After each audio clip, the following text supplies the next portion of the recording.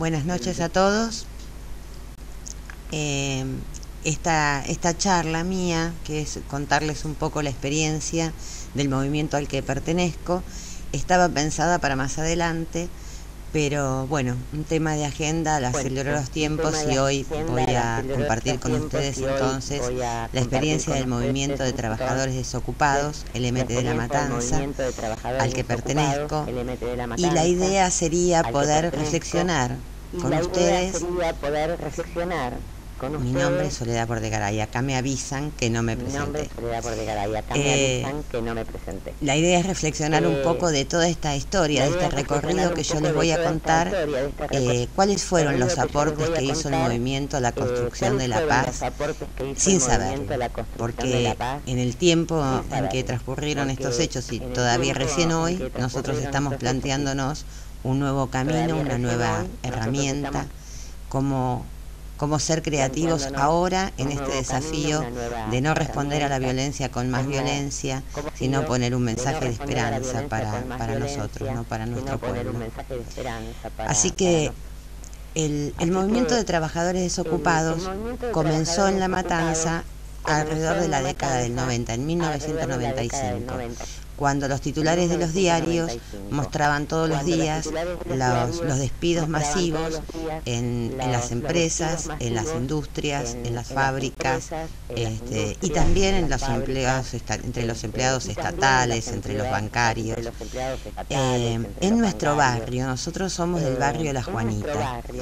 La Juanita queda en Gregorio de la Ferrera, en el centro de La Matanza.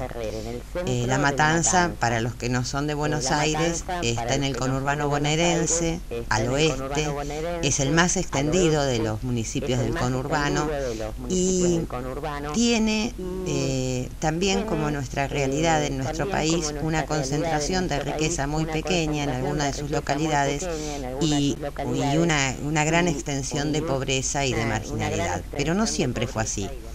Nuestro barrio, La Ferrere, Casanova, los kilómetros, como llamamos nosotros cuando se va más allá del kilómetro 25, nacieron como dormitorios obreros. Ahí los trabajadores compraban sus lotes, generalmente cerca de donde pasaba el colectivo que los iba a llevar a su trabajo, que iba a durar toda la vida, como era antes.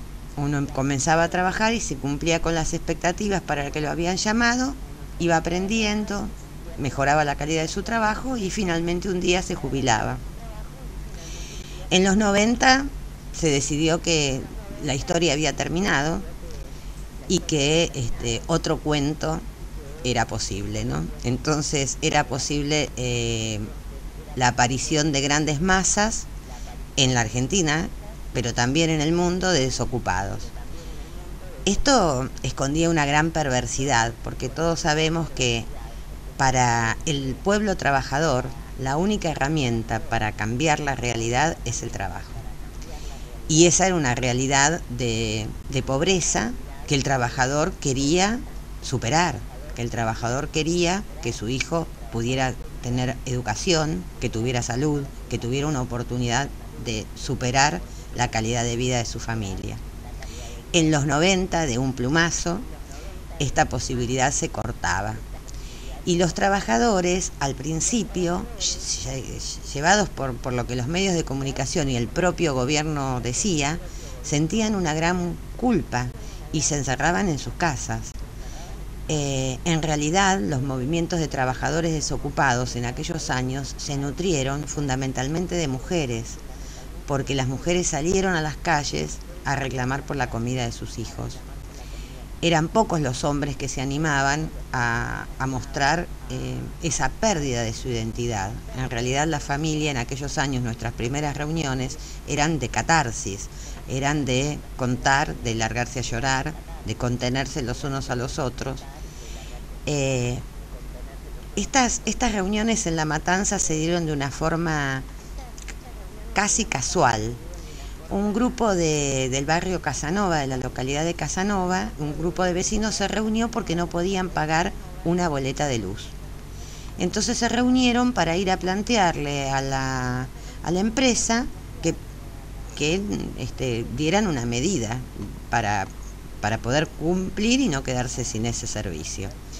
Cuando se juntaron y empezaron a conversar sobre este tema, se dieron cuenta de que en realidad no había aumentado la luz, que lo que había pasado era que no tenían trabajo y por lo tanto no tenían dinero para responder a esta necesidad.